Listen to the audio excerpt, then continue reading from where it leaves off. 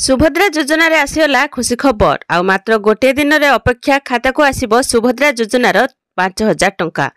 एथर 2 लाख महिला को प्रथम किस्तिर पंचम पर्याय टंका मिलवा को जाउछि। एहा परे मार्च 8 रे द्वितीय किस्तिर टंका मिलिबो।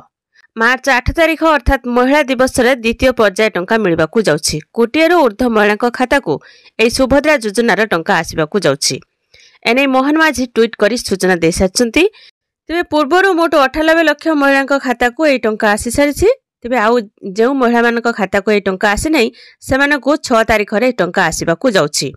एहा पूर्वर आवेदनर समय सीमा को नहीं घोषणा करछंती प्रभाती परिडा।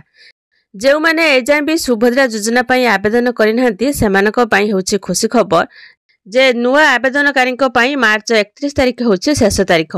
एही पर्यंत जो माने एबे भी आवेदन करिनांती सेमानक पई सेमाने जदि आवेदन करिवे तेबे मार्च 31 तारिख होछि शेष तारिख। एही तारिख मध्य आवेदन करिले 3टी किस्तिर टंका एका बेले पाइबे। मार्च 31 भितर आवेदन करिथिबे राखी पूर्णिमा रे एककालीन 3टी किस्तिर टंका पाइबे अर्थात 15000 टंका खाता को आसीबो।